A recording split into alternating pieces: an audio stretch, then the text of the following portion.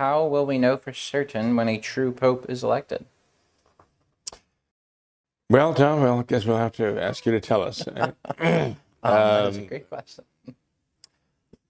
Well, if there is a true pope, it's like saying, how will we know that a person is in fact a true pope, right?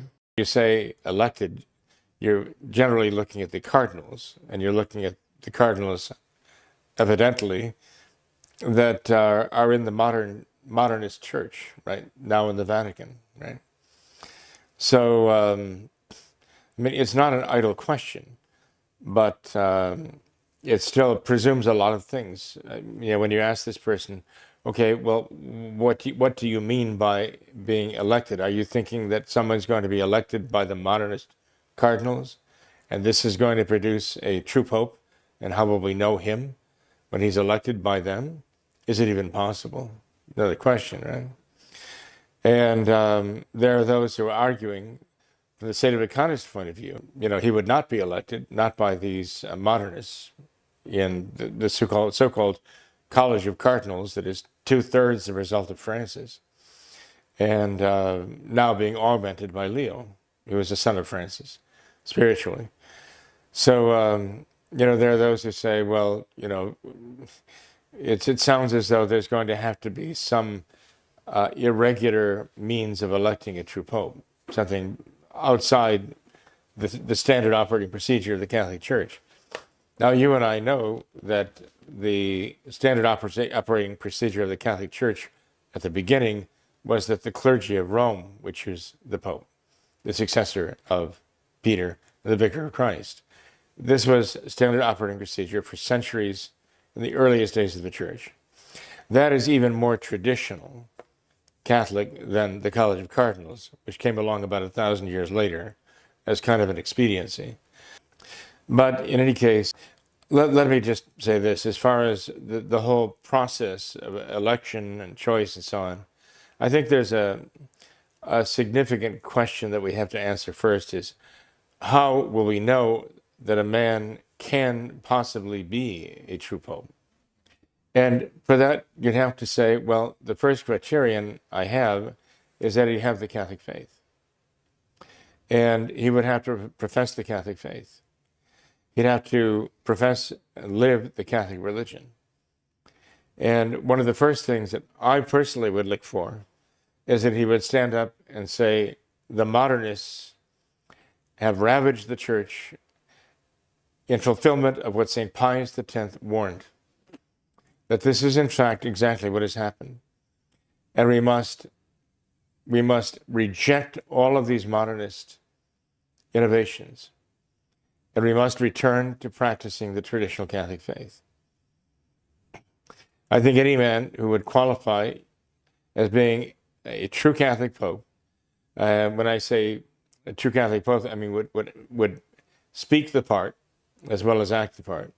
He would reject all the modernist corruption. He would reject the modern ecumenism. He'd certainly reject the corruption that has come in through all of the perversions that they have not only tolerated, but they've actually promoted. And it's still being promoted by Leo XIV right now. The perversions that they brought in. He'd have to stand up and again condemn the things that need to be condemned. He'd have to condemn the heresies in no uncertain terms, the heresies of the modernists. He'd have to condemn the idolatry that has come in with, the Pachamamas and all the rest. He'd have to condemn that absolutely. And he would actually have to stand up and condemn those who brought these things in. He'd have to denounce Francis. He'd have to denounce all of the modernists and all the damage, not just denounce what they've done. He would have to denounce them. He would even have to go so far as to say, definitely, there are no saints. They're not saints recognized by the Catholic Church for what they've done. What they've done is criminal against Christ and against the Church. And he'd have to come out and just say it openly, plainly, without mincing his words at all.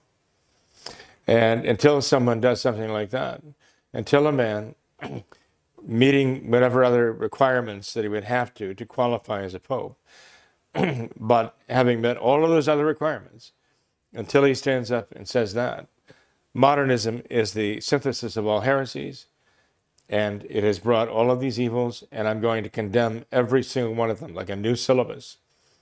And I'm going to denounce those who have brought this evil upon the church.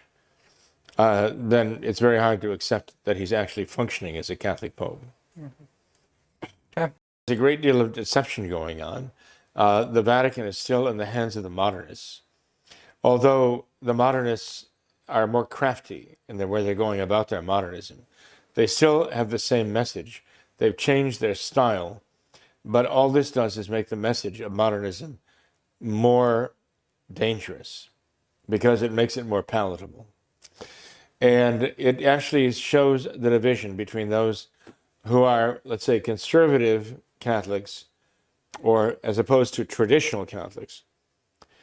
Because those who are merely conservative Catholics just want the outward show of Catholic appearance and Catholic sound.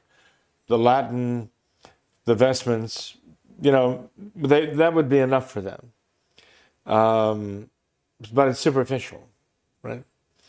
It's superficial. And but as long as one shows that superficiality, as long as one dresses up in traditional vestments and uses some Latin prayers, that's enough for them. They say, that's all I want. That's all the Catholicism.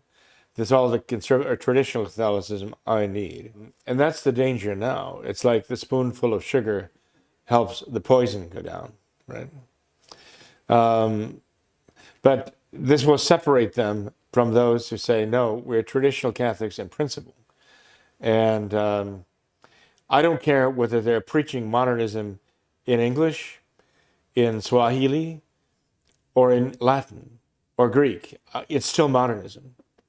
I don't want the new Mass. The new Mass was originally written in Latin. I don't want the new Mass in any language. It's the new Mass. It's not the traditional Catholic Mass. It's not the sacrifice of Calvary. It was never intended to be. It was meant to be a substitute for the sacrifice of Calvary. So there are those who are simply going to say, no, we're going to hold fast to the traditional Catholic faith in its integrity, in its entirety. We're not going to compromise it in any way. Those are the true traditional Catholics. Those are the true Catholics, simply put, today. And that's what we must do. And we're to pray for that too. Unfortunately, our young people are drawn by compromise because it's easier. They really don't understand the necessity. Well, they don't want to understand, in some cases, the necessity of taking a very firm stand and not compromising. After all, they have friends and relations and so on involved here, and there's a certain hardship in this. And maybe their faith just isn't strong enough yet to take that uncompromising stand for the traditional Catholic faith and the traditional Catholic religion, and not to take the bait of compromise. We hope and pray for them that they will soon understand it's a mistake, a tragic mistake, because once you begin to compromise the Catholic faith with modernism, you destroy faith. You destroy the very virtue of faith in your soul. Once you decide to compromise your Catholic religion by allowing modernist practices in there, you actually are not any longer practicing the Catholic religion. You're basically admitting modernism, and it's just more and more going to take over your life and poison your faith and your religion. So we just have to hold that line, Tom, and not fall victim to wishful thinking and compromise.